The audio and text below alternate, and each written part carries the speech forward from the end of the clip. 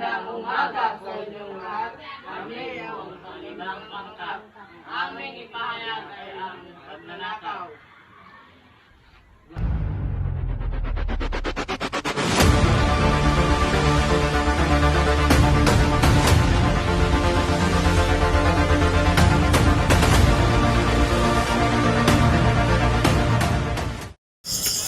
Sa simula ng kwento, makikita natin ang apat na mag-aaral na sina AJ, Ares, Andrew at friends. Kilala natin sila sa klase bilang mga pasaway at mahilig gumawa ng kalukuhan. Dito, nagbabalak sila ng isang masama at walang kabuluhang plano, ang magnanakaw ng cellphone at tira ng kanilang guro.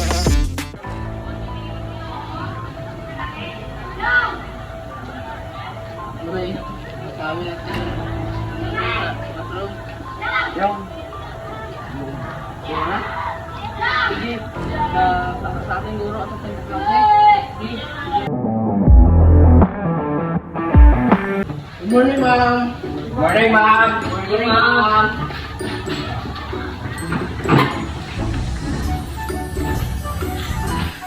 Lahat, alis mo na ako kasi pupunta ko sa meeting. Sige, ma'am.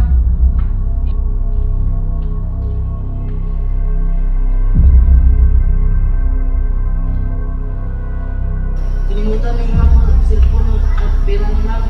Wow. Hanapin natin. Sige, ayun na isip pa ako. Pagkaalis ng guro, sinamantala agad ng apat ang pagkakataon.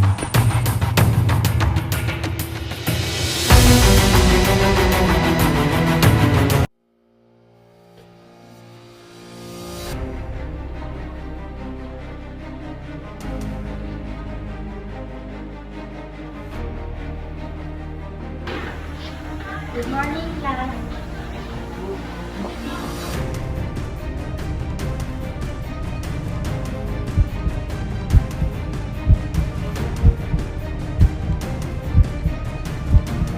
Class, nakita niyo ba yung cellphone ko?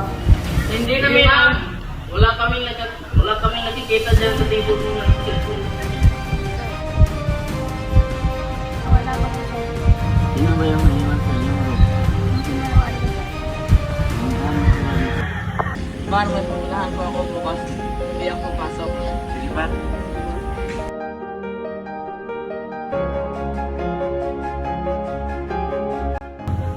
Hindi po ma'am.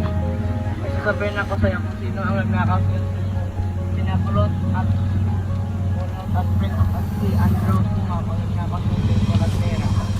Sir, alam ko na po kasi yung nakakasama. Ayaw sila dito. Class, may sasabihin mo ko sa inyo. Ano po yan ma'am? Pupunta po kayo doon sa office. Bakit po ma'am? Basta doon lang kayo magsabi.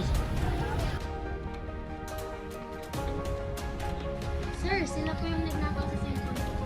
Kasi may nagsabi sa akin yung kaibigan nila na pinaan. Ano ba nga kayo ang nagnakaw ng cellphone? Opo, sir. Balik niyo.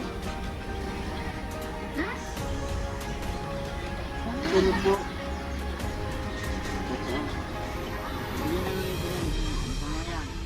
Sir, pasensya na po kayo, sir. Ma'am, sorry po ma'am sa nagawa namin ma'am. Matapos ang lahat, napatawad sila ng guro at nabigyan ng pagkakataon na itamak ang kanilang pagkakamali. Natutunan nila ang walang lihim na hindi nabubunyag. Mas mabuti pa rin ang maging tapat ng lahat ng pagkakataon. Ang pelikulang ito ay nagsisilbing paalala sa atin na ang pagnanakaw ay mali at may kapalit na parusa. Ngunit sa kabila ng pagkakamali, lagi may pagkakataon na magsisi at magbago. Sabi nga sa kasabihan, ang tapat na tao ay pinagpapala, ngunit ang magnanakaw ay parurusahan. Naway magsilbing inspirasyon ito sa ating lahat na palaging piliin ang tama at maging tapat kahit walang nakakakita.